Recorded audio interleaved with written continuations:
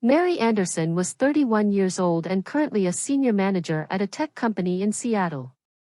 Her job demanded absolute focus and a strong will, something she had been building for over 10 years since graduating from college. She hadn't been born into a wealthy family. But she had grown up believing that if she wanted respect, she would have to work twice as hard as everyone else. She had spent sleepless nights studying in a tiny rental room just to win a full scholarship. She had to choose between buying textbooks or dinner.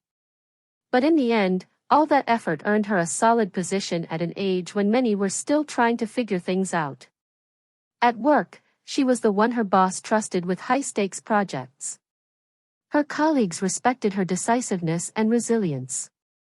Her team called her Steel Mary not because she was cold but because she was clear, fair, and never let emotions interfere with work.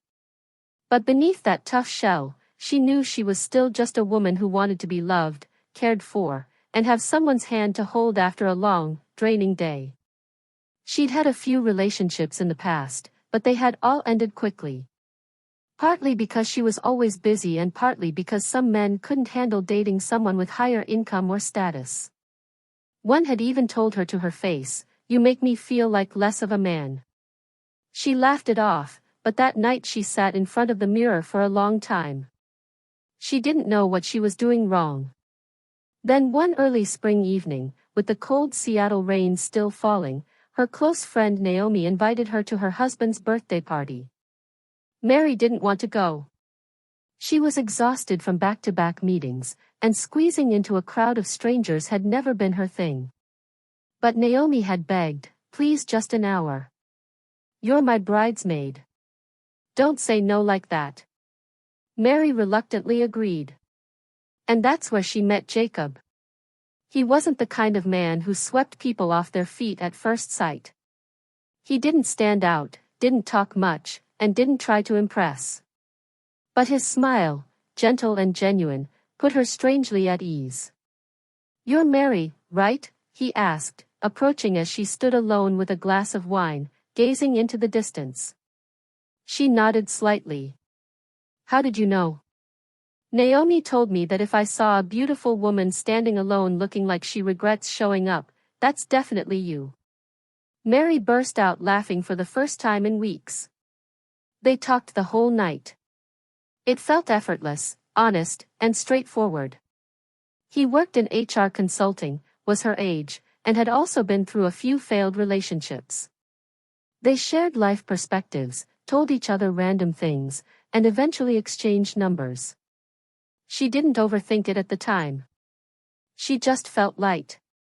Then Jacob started reaching out, morning texts, checking in after her long meetings, sending cute dog videos just because he knew she had a golden retriever when she was little. She began looking forward to his messages. And after 2 months of getting to know each other, he told her he wanted something serious. Mary didn't believe in fairy tales, but when Jacob said, "I don't care if you're more successful, make more money, or come home late from work. I just need to know if you're happy with me," her heart stirred in a very real way. She said yes. And a year later, they got married. She thought happiness had finally found her. But she was wrong. So wrong. Their wedding was simple and warm, held in a small garden north of Seattle where they had their first date under the drizzling March rain. It wasn't glamorous like the stuff of dreams. But to her, that moment was enough because the man standing beside her had held her hand through some of life's toughest days.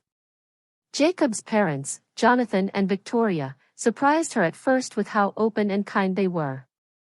Victoria gave her a hand-knit shawl, saying, "Just a little gift for a daughter-in-law who works in an office. It's easy to get chilly." Jonathan would joke around with Jacob in front of her, saying, "The boy is lucky to marry such a smart and strong woman." She laughed a lot at those family dinners. She even thought maybe she really did get lucky. After the wedding, Jacob moved into her 2-bedroom condo in the city, close to work, near a park, and just a 15-minute drive from her office. Married life felt peaceful in the beginning.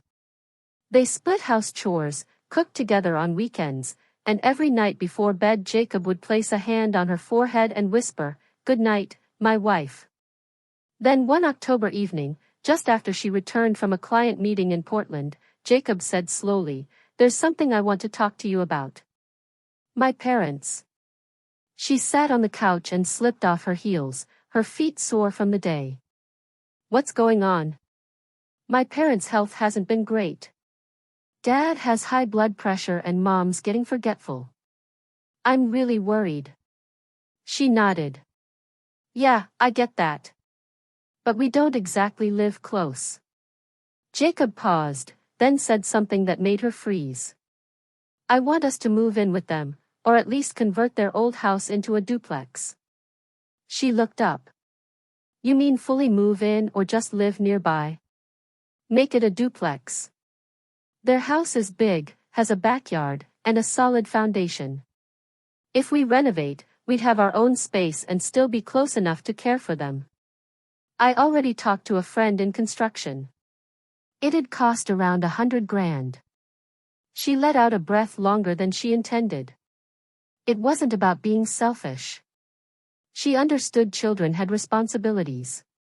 But the thought of giving up their independent life to live right next door to her in-laws, even with a wall between them, made her uneasy. Jacob saw that. "I know what you're thinking, but I promise no one's expecting you to play the traditional daughter-in-law. My parents are easygoing. They really like you." She didn't respond right away. She asked for time to think, and for the next week she carried that question around like a small pebble in her shoe, barely noticeable but impossible to ignore. Finally, one Friday night after dinner with his parents she said, "Yes." Victoria's eyes welled up. "Thank you, Mary. I know this isn't easy for you." Mary smiled, but something inside her tugged, soft and nameless. A few weeks later, Mary and Jacob started working with the construction team he knew. They designed 2 separate living spaces connected by a shared hallway with a lockable door. From the outside it looked like a townhome. Inside, it was 2 different worlds. Jacob was excited, choosing tiles, wall colors, and garden plans. Mary, on the other hand, started to feel like she was stepping into a project that she wasn't fully in control of. She was included in the conversations, but big decisions like taking out loans or selecting materials seemed to come more from him and his parents. One evening while she was reviewing the detailed budget sheet she asked, "Babe, so how are we splitting the $100,000 cost between both sides?" Jacob looked a little caught off guard. "What do you mean?" "I just want to know the breakdown. How much are we paying? And how much are your parents paying?" Jacob was silent. A long, very long pause passed before he spoke softly. "I was hoping you could front the money for now. My parents are going through a bit of financial trouble." She sat upright. "Are you saying I'm covering everything?" He held her hand. "Not everything, just helping for now. I'll pay you back over time." She didn't say anything more, but inside her, a door quietly creaked open and behind it wasn't light. She didn't yet realize that door would lead her to a truth, one that would shatter everything she believed about the word family. One weekend evening, when the renovation plans were nearly finalized and the workers had started laying the foundation, she decided to sit down with Jacob to go over the financials more clearly. Up to that point, she had fronted nearly all the initial costs, design fees, construction deposits, and material down payments. She wasn't the type to nickel and dime, but she didn't like being kept in the dark either. "Jacob, can you show me the total costs and the budget breakdown? I need to keep track of everything I'm paying." He looked at her and scratched his head. "Yeah, I'll check. But Mary, there's something I should probably tell you first." She looked up, her heart slowing like she had just stepped into a sudden draft of cold air. "My parents, they're actually in some debt," he said slowly. "It's not massive, but it's significant." "How much?" "About $140,000. She nearly dropped the glass in her hand. "Say that again," she said, trying to stay calm. $140,000? For what? Dad invested in a coffee shop chain a while ago, but it didn't work out. Then he took out another loan to pay off the old one. It just kept rolling over. And I'm only finding out about this when the house is almost built. He avoided her gaze. I wasn't trying to hide it. I just thought I could handle it, but now it's all piling up. If we don't do something soon, they might lose the house. She was silent. A flood of numbers and what-ifs hit her all at once. She had already spent close to $85,000 on the renovation and now this debt. She was in too deep. What do you want me to do? She asked, her voice dropping. Jacob took her hand. I know this is a big ask, but can you help my parents? You're the only one who can save them right now. And what about you? I'll pay you back. I promise. She gave a faint smile, not because she was happy, but because in that moment she realized she wasn't just a wife. She was being treated like a financial solution. But she still loved Jacob, or she thought she did. And so she said yes. She pulled $70,000 from her savings and transferred it to cover the bulk of his parents' debt. The rest she scheduled in monthly installments of $5,000. Every payment was documented with receipts and transaction records. Victoria called her crying as she thanked her. Jonathan even emailed her a handwritten letter calling her a blessing this family was lucky to have. She used to believe that. But over time, little things began to feel off. Jacob stopped contributing financially. That I'll pay you back never happened. Every time she brought it up, there was an excuse, delayed paycheck, funds tied up in a project. When she asked to see his pay stub to rework their budget, he snapped. You don't trust me? Why does it always come back to money, Mary? She didn't answer. She was tired, but she kept paying. A year later, after she made the 13th payment, Victoria called, cheerful. You're amazing. Almost done in just a year. Honestly, if it weren't for you, we'd be out on the street. She asked, how much is left now? Just around $25,000, sweetie. You really are this family's savior. She hung up frozen. 13 months, and she had spent nearly $120,000. No contract, no legal paperwork, just trust. Then one night, she came home early from work because a meeting got cancelled. She froze outside the living room door. Laughter spilled from inside. Jonathan's voice said, got to hand it to Jacob. He found himself a wife who not only brings in the money but knows her place. Victoria chimed in, the debt's nearly paid off, house is renovated. That girl's a diamond in the rough. Then Jacob, with a hint of sarcasm, said, yeah, but once it's all done, maybe I should cut her loose. Sooner or later she's going to start asking questions. She didn't know how long she stood there clutching her purse, her heart pounding so loud she couldn't hear. But she knew one thing, this wasn't a life she was building. She was the target of a plan set in motion long before she ever said I do. From that night on, she was no longer the same Mary who laughed over dinner, who believed in warm hugs and silent forgiveness. She didn't scream. She didn't confront. Instead, she turned quiet, like a calm surface hiding a storm building deep below. She kept paying on time. No reminders. $5,000 a month from her savings and paycheck to cover the debt. On top of that, renovation bills kept trickling in like a cruel chorus on repeat, tile invoices, painter fees, new window installations for the shared living area, all of it on her.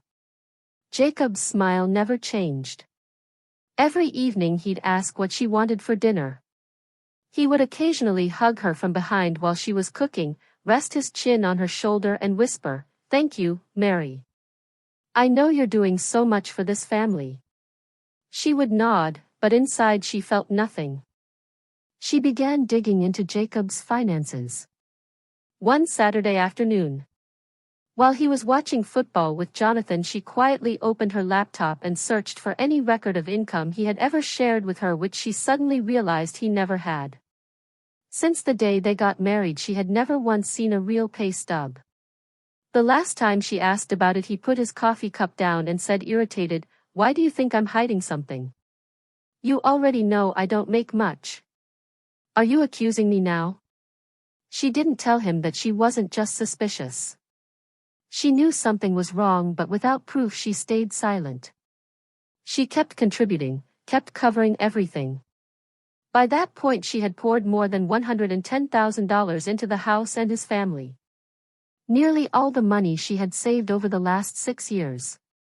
And yet strangely Jacob always had money for other things. A new pair of limited edition sneakers, the latest smartphone just weeks after release, a weekend fishing trip with brand new gear. She didn't know where he was getting the money, but it wasn't from her. One time she gently asked, "Could you be more transparent about our finances so we can manage things together? Because right now I'm covering everything." Jacob paused for a few seconds, then said, "You're doing it because you're good at it, not because I asked you to.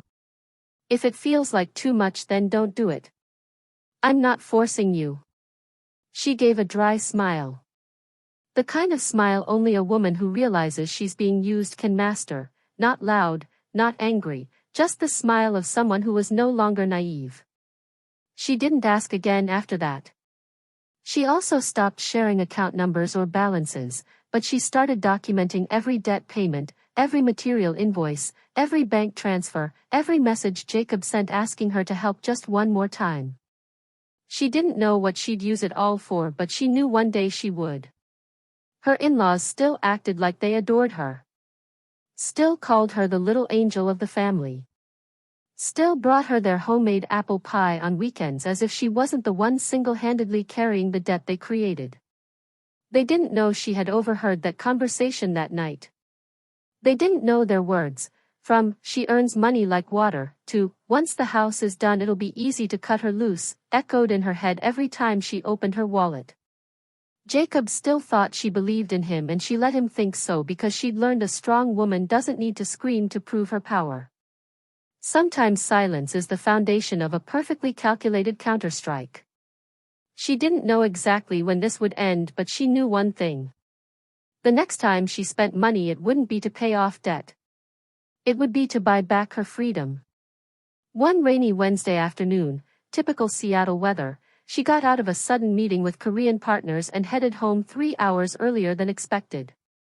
She thought she'd swing by her favorite bakery for some chestnut cookies, then head home and cook dinner for Jacob, something she hadn't done in a while because of work.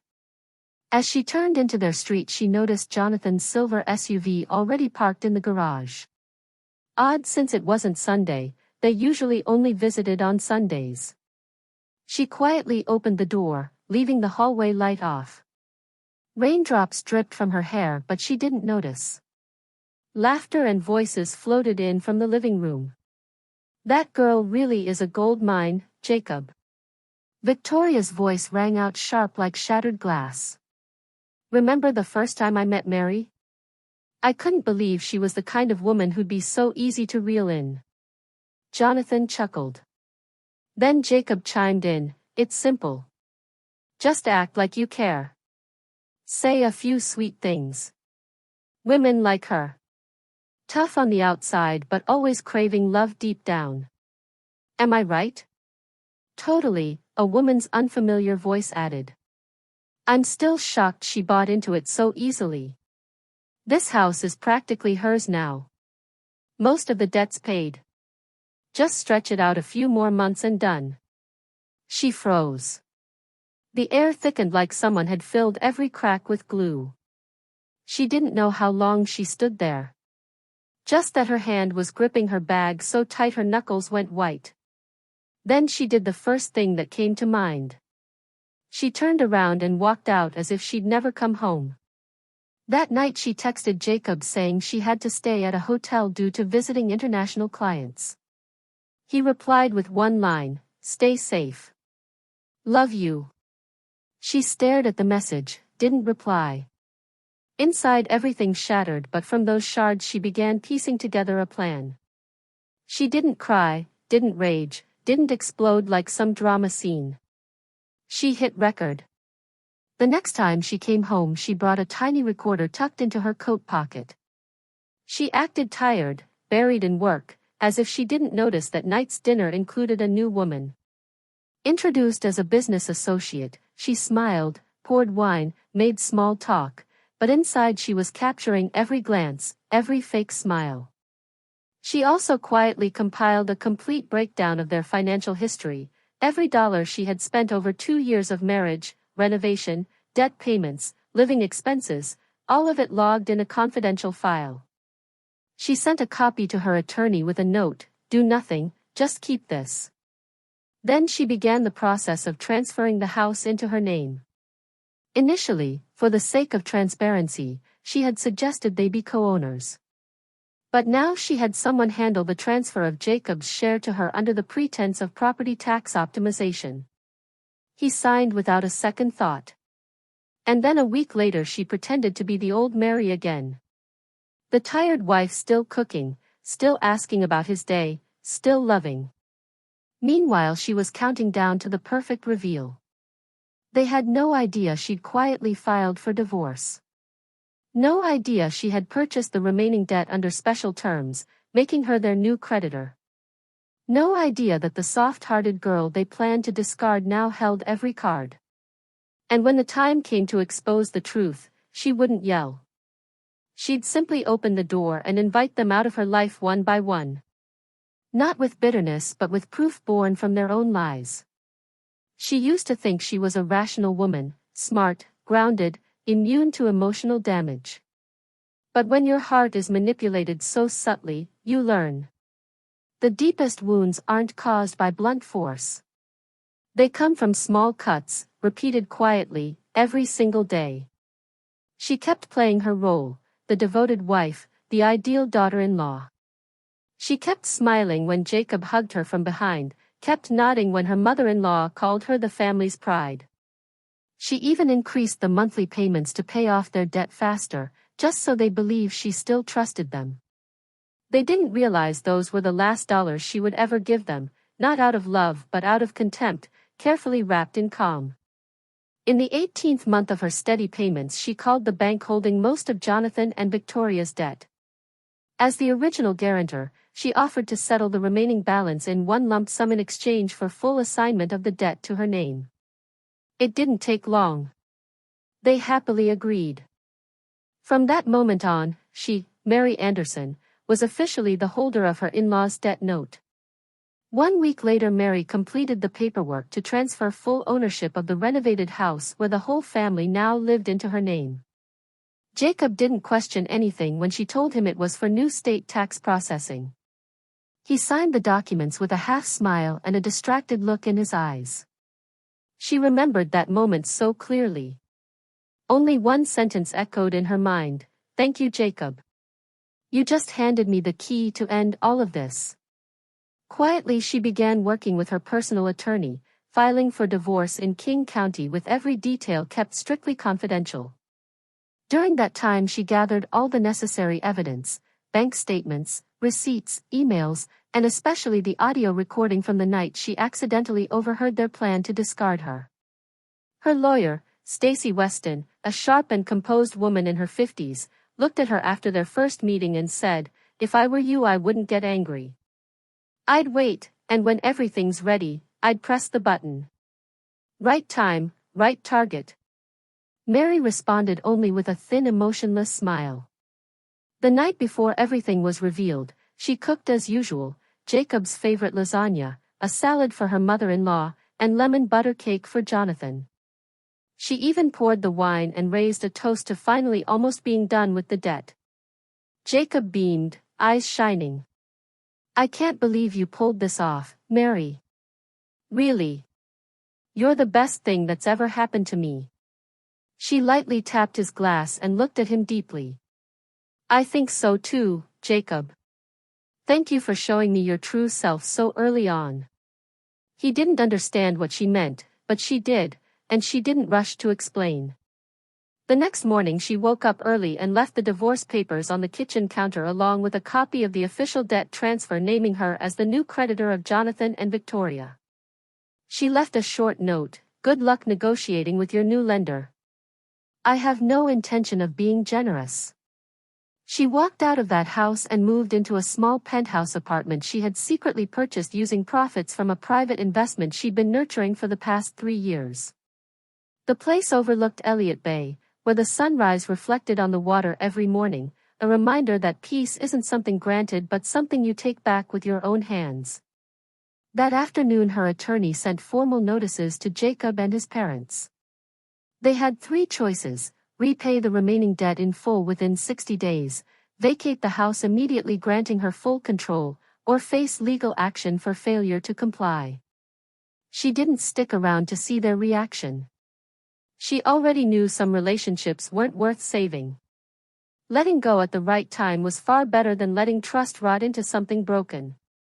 The only thing she regretted was not realizing sooner that sometimes forgiveness isn't noble. It's just weakness in a moral disguise. She thought she had made the clean break, that she had the upper hand when she left the divorce papers and walked away from that house in silence. But she forgot one thing: people who survive off others will always fight back in the ugliest ways when they feel threatened. Just 3 days after the divorce paperwork was submitted, Jacob texted her asking to meet and talk things out. She declined. She told him all communication should go through legal channels. He didn't reply. She thought that was the end of it. But that Saturday morning, as she was getting ready for an investment seminar downtown, she got a call from her property manager, Mr. Wallace. His voice was urgent. "Mary, I'm sorry to bother you this early. Someone just changed the locks at the Lakeview property and claimed you no longer own it. I just got a call saying a woman has moved in with Jacob." She froze. Without waiting another second, she drove straight to the old house, the house she renovated with her own money. She had handpicked every tile and chandelier. The gate had a new lock, but she had a spare key from the original set. She had already filed the ownership transfer documents with every local authority the moment they were finalized. She rang the bell. The one who opened the door was Jacob, wearing the white dress shirt she gave him for his birthday 2 years ago. But this time he didn't greet her barefoot at the door like he used to. He stood in the doorway, calm and steady. "Mary, I think it's better if you go back to your new apartment. This isn't your house anymore." She looked at him and said nothing. Behind him, she saw a young woman with loosely curled hair walk out of the kitchen holding a glass of orange juice. The woman smiled like Mary was some uninvited guest. "That's my new girlfriend," Jacob said like he was announcing a new pair of shoes. She stayed silent. "Oh, and one more thing," he added. "My parents think you could still live here if you agree to a few conditions." She raised an eyebrow. "Conditions?" "Yeah. You can stay here, but you'll need to pay rent. And since the house is more crowded now, it would be great if you could handle cleaning, laundry, and cooking." She laughed, a long, unrestrained laugh. Jacob took a half step back, probably caught off guard. "You're telling me I have to pay rent and do chores in a house that's legally mine?" Jacob shrugged. "Well, you kind of moved out. I just rearranged things a little." She pulled her phone from her pocket and quickly dialed a familiar number. "Hi Stacy, it's me," she said when the line connected. "Get ready to file for trespassing, unlawful occupancy, and violation of property ownership. Yes, the entire ex-in-law family." Starting today, she looked Jacob dead in the eyes. No softness left. "You have 3 hours to pack up and leave my house, with your girlfriend and your parents. If not, the police will be here before lunch." His face went pale. "You can't do this, Mary. We were married." She emphasized the word. "And you ended that," she said. "I'm sorry, but didn't you say you still loved me? You once told me." I've said a lot of things, she cut in. But I never said I was stupid. She turned and walked toward the gate, feeling lighter than she had in 2 years. It was like setting down a 100 pounds weight. Jacob didn't follow her. He knew it was over. And she knew this wasn't revenge. It was justice. And in a world where women like her were labeled too strong to be loved, this wasn't just a statement to Jacob but to everyone who ever thought her independence was something to be exploited. 3 days after that confrontation at the old house, her lawyer personally sent a formal demand letter to Jacob and his family. It clearly stated 3 points. The Lakeview property was legally under her name, fully registered with King County's property records. They were unlawfully occupying it, and if they didn't vacate within 7 days, she would file a civil suit for eviction, and the remaining debt, over $60,000, hadn't been paid off. It was only deferred because of bank negotiations. From that point forward, Jonathan and Victoria were fully liable since they were the original borrowers. Stacy attached all the necessary documents, bank statements, financial guarantees, the debt transfer contract, and supporting evidence. Every detail was covered. That afternoon Jacob called her 5 times. She didn't answer. He texted, "I know you're angry, but we can work this out without turning it into a war." She replied with just one line, "Let your lawyer talk to mine." She also filed a civil suit against Jacob and his girlfriend, the woman she had seen in her kitchen that day. The charges were adultery and breach of marital ethics. In Washington, adultery doesn't directly affect divorce rulings, but if there's financial harm and solid evidence, the guilty party can still be held accountable under civil law, including alimony. She had everything: recordings, photos, texts, and even a statement from a delivery worker who had seen the woman coming and going while she was away. Stacy filed a compensation claim for $75,000. This included emotional distress, personal property damage, and legal expenses. But it didn't stop there. She also filed to recover the $60,000 she had paid during renovations and debt repayments.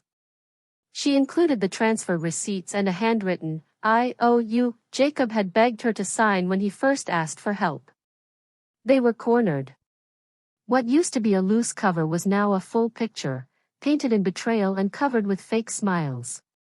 Jacob finally showed up at the first mediation. Gone was his smug confidence. He looked tired, pale, and tense. He looked at her and said quietly, "I know I messed up, but Mary, if you push this, I'll lose everything." She replied coolly, "You bet everything. The moment you betrayed me, losing it wasn't my doing. It was yours." His girlfriend didn't show up for the hearing. But through her lawyer, she sent a settlement offer. She was willing to pay part of the damages if her name stayed confidential in court. Mary accepted, not because she forgave her but because she knew the strongest blow doesn't come from shouting. It comes in silence. And she wasn't done playing her endgame. As for her ex-in-laws, after receiving the demand letter, they called her in tears. They pleaded and acted like victims. Jonathan choked out, "Mary, you were once our daughter-in-law. Do you really want to destroy this family?" She cut him off. Her voice was calm. "I'm not destroying anything. Your family just assumed I didn't know how to fight back. Now I'm simply taking what's rightfully mine." They fell silent. She knew people like them, those who never admit fault, only learn through loss. But she wasn't waiting for them to change. She didn't need them to. Her life had already moved on to a new chapter, one where she held the wheel, and no one could take it from her again. Jacob and everyone on his side had become nothing more than side characters in a story she had already removed from her life. She never thought she'd sign papers to sell the house that once felt like her home, the place where she poured so much time, money, and emotion. But she finally understood, no matter how beautiful a house may be, it's just 4 walls if all it holds is lies and manipulation. The Lakeview property was reappraised after the renovations. With the real estate market booming, she received an offer just 1 month after listing. A young couple offered $200,000, exactly what she had hoped for. They loved the dual-space layout, especially the kitchen she had redesigned from scratch. After deducting the renovation and personal investment costs, she walked away with a net profit of over $40,000. Not a huge amount considering the time and pain it had cost her, but more than enough to mark a fresh start, one free from old memories. During divorce mediation, the court approved her claim for alimony compensation. Jacob was ordered to pay $35,000 over 12 months. The girlfriend, even though she tried to play down her role, had to pay $150 to keep her name out of public court records. Jonathan's family, under legal pressure, paid back the $60,000 she had covered, not because they wanted to, but because they didn't want to get sued for breaking signed financial agreements. All in all, Mary recovered over $150,000 between the house sale and the settlements. But the most valuable thing she gained wasn't in dollars. After the storm, she started taking investing seriously. She used to think saving was enough. Now she knew modern women needed more than just a stable income. They needed sharp financial minds. She enrolled in a personal wealth management course, hired an independent advisor, and learned to read markets, not with emotion but with data. Slowly, the pain lost its grip on her. She realized she could shape a better future on her own, without a crutch, without needing love to feel whole. One autumn afternoon, she stood on the balcony of her new apartment overlooking the Seattle waterfront. The sunset spilled golden honey across the sky and it hit her. She was living the life the old Mary once dreamed of but never believed she deserved. She no longer kept in touch with Jacob. She didn't care whether he and that woman were still together. That wasn't her story anymore. She had closed that book, not torn it up, not denied it, but left it exactly where it belonged, the past. Her parents, who once didn't understand why she chose someone like Jacob, were now closer to her than ever. They never said, "You were right." But the look in her mother's eyes when she visited her new place said enough. Her father, always the quiet type, just patted her shoulder and said, "You're stronger than I ever imagined." She smiled. She didn't need the words. She already knew she wasn't the same Mary anymore. She was Mary, the woman once seen as easy to use because she loved too hard. But now she loved herself more than anyone else ever could. She hadn't shut the world out, but she did choose carefully who she let in. Not out of fear, but because she had learned not everyone who gets close is there to lift you up. Some are just there to take what they can. And if anyone asked her whether she regretted loving Jacob, she would say no, because without him, she wouldn't have learned where her limits were. She wouldn't have known how far she could go once she let go. And most importantly, she would never have discovered that sometimes the thing we most need to let go of is the very thing we once thought we couldn't live without. But she had lived, and now she was living better than ever. Mary's story was powerful proof that love doesn't always return loyalty. But learning to love wisely, and especially to love yourself, is what matters most. After the pain, she not only reclaimed justice but came out smarter, stronger, and more grounded. She refused to let heartbreak define her and instead she used it to build a life she finally deserved.